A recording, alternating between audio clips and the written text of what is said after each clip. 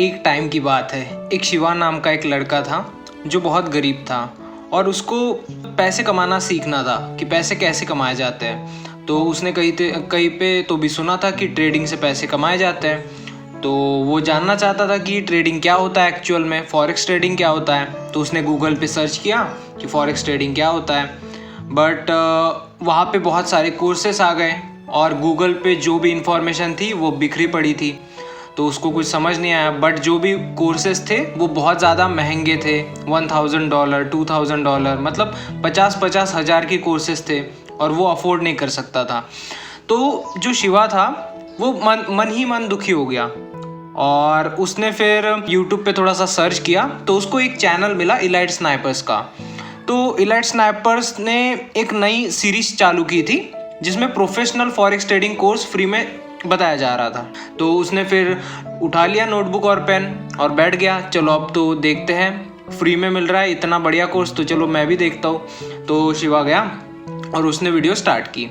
तो सबसे पहले वहाँ पे टॉपिक आया व्हाट इज फॉरेक्स। तो वहाँ पे उसने ये सीखा कि जो भी फॉरेन एक्सचेंज होता है, मान लो जो भी फॉरेन की करेंसीज होती है, मतलब बाहर की कंट्रीज की करेंसी नहीं तो जो भी करेंसीज होती है उसमें जो भी एक्सचेंज होते हैं एक करेंसी से दूसरे करेंसी में, उसे ही बोलते हैं फॉरेन एक्सचेंज, सिंपल, और उसको ही बोलते हैं फॉरेक्स। तो वो उसने ये चीज़ सीखी। और जो भी फॉरेक्स मार्केट होता है वो बैंक्स के नेटवर्क के द्वारा चलता है 24 घंटा और हफ्ते में 5 दिन चलता है। तो ये चीज़ शिवा ने समझी। उसके बाद क्या समझा उसने कि जो फॉरेक्स है वो दुनिया का सबसे बड़ा मार्केट है। एक दिन का उसका वॉल्यूम $3 ट्रिलियन के आसपास आता है और जो स्टॉक मार्केट होता है उसका $500 बिलियन के आसपास। तो शिवा को बहुत इंटरेस्टिंग लगा कि चलो ये तो बहुत बढ़िया मार्केट है ना। तो शिवा थोड़ा थोड़ा धीरे धीरे आगे और उसकी क्यूरोसिटी बढ़ने लगी। तो शिवा ये समझने लगा कि फॉरेक्स ट्रेडिंग का बिजनेस कैसा होता है, मतलब एक्चुअल में करना क्या होता है। तो उसे पता चला कि इसमें सबसे कम इन्वेस्टमेंट लगती है, बाकी अदर बिजनेसेस में बहुत ज़्यादा पैसा लगता है। उसमें बहुत कम टाइम देना होता है, मतलब जैसे कि मान लो अगर फॉरेक्स ट्रेडिंग करनी है तो दिन का 3 या 4 घंटा अगर आपने दे दिया तो आपका हो जाएगा काम। इसमें एम्प्लॉयज़ की कोई नीड नहीं होती, ऑफिस की कोई नीड नहीं होती, इन्वेंट्री की कोई नीड नहीं होती। तो ये चीज़ सारी समझने के बाद शिवा था वो बहुत खुश हो गया। उसको लगा कि भाई मतलब ये कितना बढ़िया बिजनेस है ना। तो बट उसको एक चीज़ बहुत अच्छे से पता थी, अगर मैं किसी चीज़ को अच्छे से नहीं सीखूंगा तो मुझे वो चीज़ बिल्कुल नहीं आएगी और मैं बार बार उसमें फेल करता जाऊंगा। इसीलिए उसने नोटबुक पेन में सारी चीज़ें लिखना चालू कर दी। तो जो शिवा था उसको और चीज़ें मालूम पड़ी, जो भी क्यूरोसिटी थी उसकी वजह से, और उसने ये समझा कि वो दुनिया की कहीं पे भी, मतलब दुनिया की किसी भी जगह पे रह के ये बिज़नेस कर सकता है ऑनलाइन। और जो भी उसका डेली रूटीन रहता है उसको वो प्लान करके इसको मतलब इम्प्लीमेंट कर सकता है। उसको ये समझ में आया कि जो भी आप मतलब फॉर एग्जांपल कोई एक्स नंबर का अमाउंट है, कोई एक अमाउंट है, उस पर 5 to 10% मंथली रिटर्न्स आप इजीली ले सकते हो अगर अच्छे से आपको नॉलेज है तो कंसिस्टेंट प्रॉफिट ले सकते हो। और जो अगर आपके पास बड़ा अकाउंट है तो इजीली आप बड़ा अमाउंट भी अचीव कर सकते हो हर महीना बहुत अच्छा प्रॉफिट निकाल के। तो शिवा एकदम खुश हो गया, चलो बहुत बढ़िया, ये तो मतलब बहुत तगड़ा बिजनेस प्लान है। तो अब आगे जैसे जैसे शिवा आगे चलता गया तो उसको समझ में आया कि ठीक है फॉरेक्स के मार्केट मतलब टाइमिंग्स क्या होती है। तो जो लंदन सेशन होता है उसमें सुबह के 3 बजे से लेके 11 बजे तक 11 AM तक उसका जो भी फॉरेक्स मार्केट होता है वो ओपन होता है। न्यूयॉर्क का जो टाइमिंग होता है वो 9 AM से लेके 4 PM तक होता है। जो सिडनी होता है वो 5 PM से लेके 1 AM तक होता है। और जो टोक्यो होता है वो 7 PM से लेके 3 AM तक होता है। तो ये शिवा को चीज़ें अच्छे से पता चल गई। अब शिवा आगे बढ़ता चला गया, उसने पहले जो भी चीज़ें थी दोनों वो सारी अच्छे से लिख ली। तो शिवा फिर फॉरेक्स बेसिक्स समझने के लिए आगे बढ़ा। अब उसे एक चीज़ पता चली कि फॉरेक्स में करेंसीज होती है, ठीक है। करेंसीज मतलब जो भी कंट्रीज होती है एक करेंसी पेयर होती है, मतलब जो भी करेंसी पेयर नहीं सॉरी जो भी एक करेंसी होती है उस पर जो भी कंट्री होती है उस पे वो लेन देन करते हैं, एक्सचेंज करते हैं। अगर मेरे पास गोल्ड है और आपके पास सिल्वर है तो मैं एक फिक्स अमाउंट पे आपके साथ गोल्ड और सिल्वर को एक्सचेंज करूंगा, सिंपल।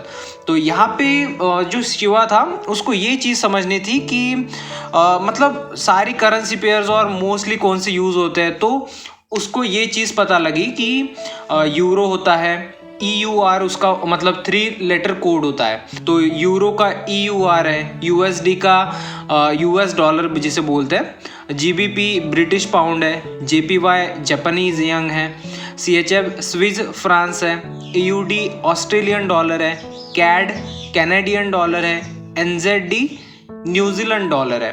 तो जो शिवा था अब उसको ये चीज़ समझनी थी कि जो भी सक्सेसफुल ट्रेडर होता है वो किस करेंसी पेयर में ट्रेड करते हैं, ताकि मैं भी उसी में करूं और मेरा प्रॉफिट हो जाए। तो जो शिवा था, चलो ठीक है, उसने फिर ये फाइंड आउट किया कि euro USD, GBP USD, USD CHF, USD CAD, AUD USD, NZD USD और USD JPY, ये जो पेयर्स है इसमें सबसे ज़्यादा जो भी सक्सेसफुल ट्रेडर्स है वो ट्रेड करते हैं, क्योंकि जो भी टाइमिंग्स है फॉरेक्स की उसके अकॉर्डिंगली इसी में सबसे ज़्यादा वॉल्यूम जनरेट होता है।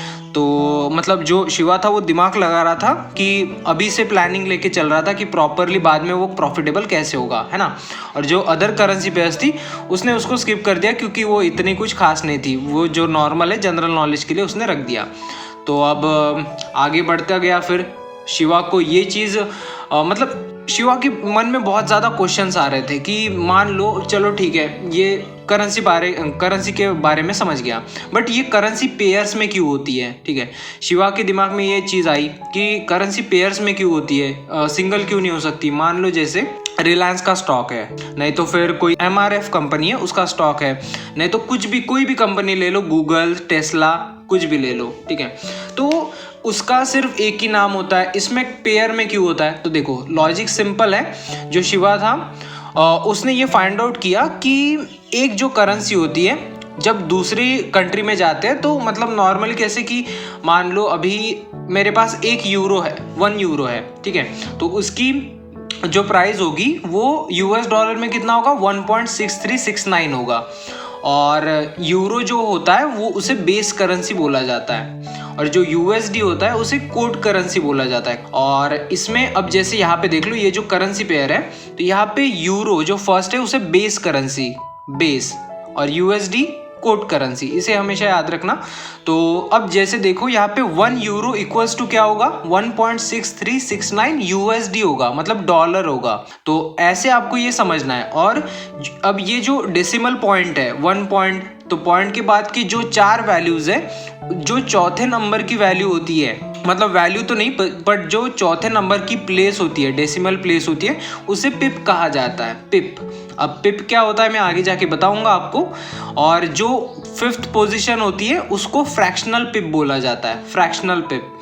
तो अभी इस चीज़ को अच्छे से ध्यान से समझो आप कि जो बेस करेंसी होती है उसकी वैल्यू 1 होती है, ठीक है। अब जो भी बेस करेंसी है उसकी वैल्यू 1 है, और जो भी अब जैसे यहाँ पे देख लो, मैंने आपको एग्जांपल दिया था, 1 euro is equivalent to 1.6369 US dollars at the point in time, मतलब उसकी जो वैल्यू है $1 की वो 1.6369 डॉलर्स है उस पर्टिकुलर टाइम पीरियड में, समझे, ठीक है। अब जो शिवा था उसको इतना तो समझ में आ गया कि 1 यूरो इक्वल्स टू 1.6369 होता है, मतलब ऐसे कोई कुछ कंफर्म नहीं है, मैं यहाँ पे एग्जांपल दे रहा हूँ। तो अब उसको ये चीज समझनी थी कि इसका एक्चुअल में भी मतलब क्या होता है। देखो, तो शिवा को ये समझ में आया कि अगर मैं 1 यूरो बाय करता हूँ तो मुझे कितना पे करना होगा, 1.6369 US डॉलर्स पे करना होगा। और अगर मैं 1 यूरो सेल करता हूँ तो मुझे कितना डॉलर मिलेगा, 1.6369 डॉलर्स, सिंपल। तो शिवा फिर आगे चलता गया। अब जो शिवा है उसको ये चीज समझनी थी कि ठीक है, सारे करेंसी पेयर्स में ऐसा ही होता है क्या, मतलब 4 डेसिमल पॉइंट्स का, बट नहीं, ऐसा नहीं है। देखो, जो भी नॉन JPY फॉरेक्स पेयर्स है उसमें 4 डेसिमल पॉइंट का पोजीशन होता है, उसको पिप कहा जाता है, प्लेस जिसे कहा जाता है ना, उसे पिप बोला जाता है। बट जिसमें भी जो भी कोड करेंसी JPY होगी उसमें डेसिमल पॉइंट्स 2 हो गए। जैसे यहाँ पे देख लो 98.73, तो यहाँ पे क्या है कि 98.73 है, आपको दिख रहा होगा। तो यहाँ पे 0.73 है, तो जो सेकंड नंबर की जो प्लेस है, जो भी डिजिट आएगा वो पिप आएगा यहाँ पे JPY पेयर्स में। और जो नॉन JPY, ये जो नॉन JPY है इसमें कोई JPY पेयर नहीं है ना, बट इसमें JPY है कोड करेंसी, तो इसमें 2 डिजिट आएंगे। तो आपको इतना अच्छे से समझ में आ गया होगा। और जो शिवा था उसको भी ये चीज़ समझ में आ गई कि जब भी JPY होता है तो $1 इक्वल्स टू 98.73 जापानीज येन, मतलब JPY। तो आपको इतना क्लियर है। और जो शिवा है, अब ये चीज ध्यान में रखना कि शिवा को अभी तक सारी चीजें तो समझ में आ गई, बेस करेंसी क्या होता है, कोड करेंसी क्या होता है, सब चीजें समझ में आ गई। ये पॉइंट्स जो 1 पिप है ये चौथे प्लेस पे होता है, और JPY पेयर्स में 0.011 पिप का होता है, ठीक है, मतलब ऐसे प्लेसेस में होता है। बट उसको ये चीज नहीं समझी कि पिप क्या होता है। तो चलो अब पिप को समझते हैं। तो देखो, पिप ये एक ऐसी वैल्यू है जो मान लो कोई एक, जैसे कि फॉरेक्स की वैल्यू है एक, अब जैसे ये 98.73 एक वैल्यू है, तो अगर ये जो इसके पॉइंट डेसिमल के बाद जो 2 डिजिट है ना, यहाँ पे अगर 73 है, अगर यहाँ पे 74 हो जाए तो हम इसे बोलेंगे 1 पिप बढ़ गया, मतलब 1 पिप बढ़ गया। अगर यहाँ पे 72 हो जाए तो हम लोग क्या बोलेंगे, 1 पिप घट गया, कम हो गया। तो आपको इतना क्लियर है। अब यहाँ पे देख लो, जैसे नीचे लिखा है, यहाँ पे जो भी नॉन JPY फॉरेक्स पेयर्स है उसका 1 पिप रिप्रेजेंट करता है 4th डेसिमल प्लेस। और यहाँ पे देख लो example, when euro USD moves from 1.3505 to 1.3506 it is movement of 0.001 और 1 पिप। तो आपको इतना क्लियर है। और जो भी JPY फॉरेक्स पेयर होता है उसमें 1 पिप क्या रिप्रेजेंट करता है, 2nd डेसिमल प्लेस। ये इसका, ये जो कोड लिखा है ना, कोड मतलब फॉरेक्स का जो वैल्यू है, जो भी गिवन इंटरवल ऑफ टाइम है उसमें जो भी वैल्यू होगा, तो उसका जो भी 2nd डेसिमल प्लेस होता है उसे 1 पिप बोला जाता है इन JPY फॉरेक्स पेयर्स, ठीक है। तो इसे हमेशा याद रखना। और इसका एग्जांपल देता हूँ, when USD JPY moves from 80.55 to 80.87 it is a movement of 32 pip. क्योंकि 80.87 अगर हम माइनस कर दे 80.55 से तो फिर हमें 32 डिफरेंस आता है ना, तो वही पिप है, सिंपल। तो शिवा को इतना अच्छे से समझ में आ गया था। बट अभी उसके अंदर और क्वेश्चंस आ रहे थे कि ठीक है चलो मुझे इतना तो समझ में आ गया पिप क्या होता है। अब पूरी तरीके से तो नहीं समझा शिवा, ठीक है, बट उसको आगे जाके और अच्छे से समझ में आएगा। तो अब शिवा के पास आगे जाके वो ये समझा कि ठीक है कॉन्ट्रैक्ट लॉट साइजेस क्या होते हैं। क्योंकि देखो, अब जैसे कि कोई भी करेंसी पेयर्स खरीदनी होती है, बेचनी होती है, तो कुछ ना कुछ मतलब ऐसे मेजरमेंट्स होंगे ना, स्टैंडर्डाइज मेजरमेंट्स। जैसे कि मान लो अब जैसे 1 किलो में 1000 ग्राम होता है ना, और अगर 1 लीटर में कितना ना 1000 मिलीलीटर होता है। तो ऐसे ही जो यूनिट्स होता है, इसमें जो फॉरेक्स की जो करेंसीज है इसमें कॉन्ट्रैक्ट लॉट साइजेस होते हैं। मान लो अब यहाँ पे जो करेंसी पेयर है यूरो USD, तो सिंपल सी बात है, जो 1 स्टैंडर्ड लॉट होता है, 1 स्टैंडर्ड लॉट मतलब होता है उसके 1 लाख टुकड़े, सिंपल। अब 1 लाख टुकड़े मतलब 1 लाख यूनिट किस चीज का, बेस करेंसी का। यहाँ पे नीचे लिखा है 1 standard lot equals to 1 lakh units of base currency. अब यूनिट मतलब क्या होता है वो समझाता हूँ। देखो, अब जैसे करेंसी पेयर होता है यूरो USD, उसमें 1 स्टैंडर्ड लॉट, अब 1 स्टैंडर्ड लॉट में 1 लाख क्वांटिटी होती है किस चीज की, बेस करेंसी की। ये जो बेस करेंसी आपको दिख रही है यूरो USD में, जो फर्स्ट करेंसी आती है उसे बेस करेंसी बोला जाता है। और उसका ही क्या होता है 1 पिप 0.0001, और वैसा ही होता है बाकी करेंसी पेयर्स में, ठीक है। बट जो भी मैंने JPY पेयर्स बोले थे आपको, यहाँ पे JPY है, यहाँ पे नीचे JPY है, और एकदम लास्ट JPY है। तो इसमें क्या होता है 2 डेसिमल पोजीशंस, तो इसे याद रखना।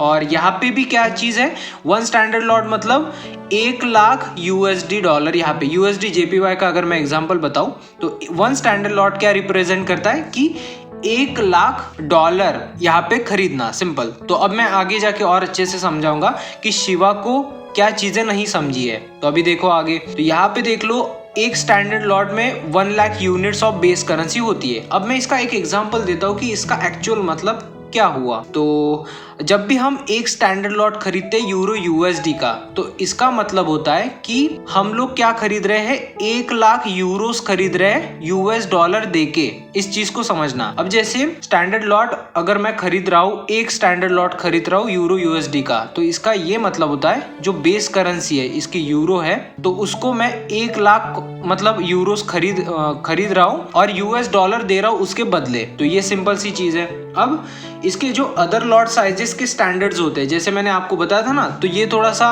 अब जैसे कि जिसके पास बहुत ज़्यादा पैसा है तो वो स्टैंडर्ड लॉट यूज़ करेगा, जिसके पास थोड़े कम है वो मिनी लॉट, जिसके पास और कम है वो माइक्रो, और जिसके पास सबसे कम है वो नैनो लॉट।